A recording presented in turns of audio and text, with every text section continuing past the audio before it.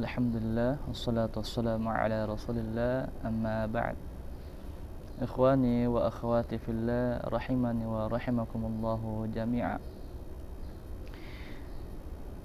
Al-Quran datang pada bulan Ramadan, maka jadilah bulan Ramadan bulan yang paling mulia di antara bulan yang lainnya. Demikian pula Al-Quran datang diperantarai oleh malaikat Jibril, maka jadilah malaikat Jibril alaihissalam menjadi malaikat yang paling mulia di antara malaikat yang lainnya.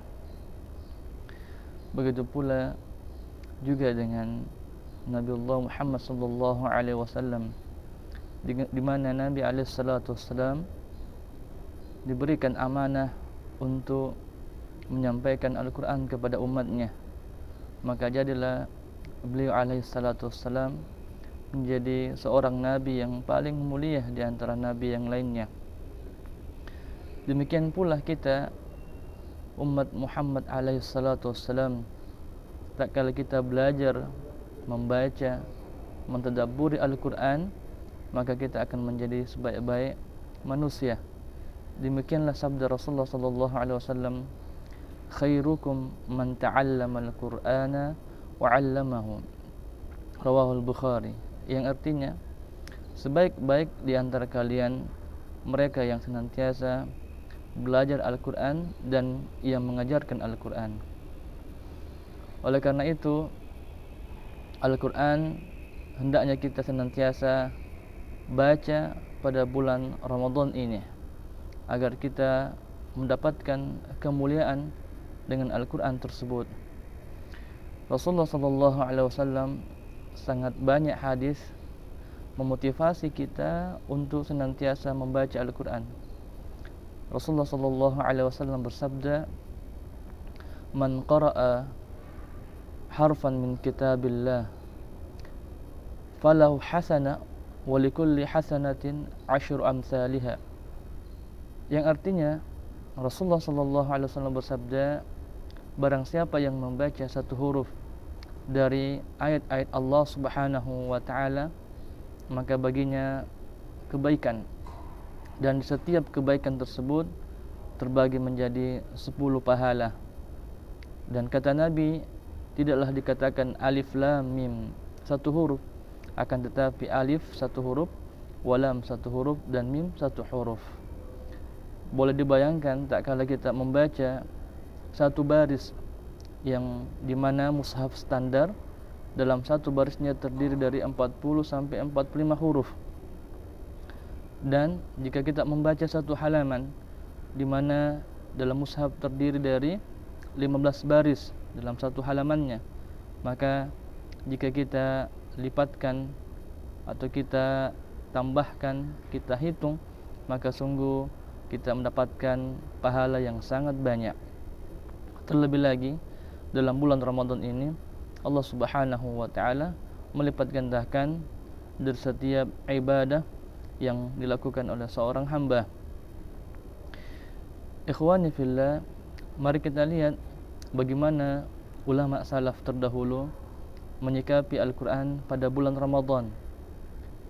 Dikatakan, kana Aswad, salah seorang tabi'in di masanya, kana al-Aswad yakhtimul Quran fi syahr Ramadan fi kulli lailatain.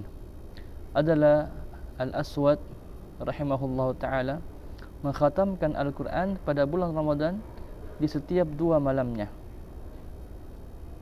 Di antara riwayat yang datang menjelaskan tentang kebiasaan Imam Asy-Syafi'i membaca Al-Quran, kana Asy-Syafi'iyyu yakhtimul Quran fi sab'in. Adalah kebiasaan Imam Asy-Syafi'i mengkhatamkan Al-Quran di setiap 7 harinya. Wa idza jaa Ramadan yakhtimul Quran fi kulli thalathin. Namun ketika Ramadan datang, Al-Imam Asy-Syafi'i mengkhatamkan Al-Quran setiap 3 harinya. Akan tetapi idza jaa al-ashir, ketika datang 10 hari terakhir, wa idza jaa al-ashr yakhtimul Quran fi kulli lailatin. Maka Imam Syafi'i mengkhatamkan Al-Quran di setiap malamnya. Demikian juga Qatadah rahimahullahu ta'ala, kana yakhtimul Quran fi syahr Ramadan fi kulli thalathin. Abu Qatadah mengkhatamkan Al-Quran di setiap bulan Ramadannya, tidak lebih lewat 3 hari. Dikatakan bahkan Al-Imam Syafi'i rahimahullah, idza jaa Ramadan yakhtimul Quran 60 khatmatin. Al-Imam Syafi'i mengkhatamkan Al-Quran bisa sampai 60 kali.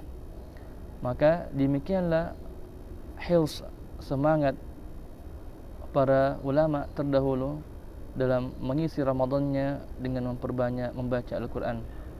Mari kita menghidupkan bulan Ramadan ini dengan sama-sama tilawah Al-Quran, membaca Al-Quran, mengkhatamkan Al-Quran berkali-kali. Namun catatan ulama menjelaskan bahwa mereka para ulama mengkhatamkan Al-Quran sekian banyak karena mereka telah memahami maknanya, memahami apa yang terkandung di dalamnya. Oleh karena itu, selain kita memprogramkan membaca Al-Quran sebanyak-banyaknya, kita pun diminta, diarahkan, dimotivasi untuk mempelajari Al-Quran agar kita bisa mengambil ilmu, mengambil faedah dari setiap ayat yang kita baca.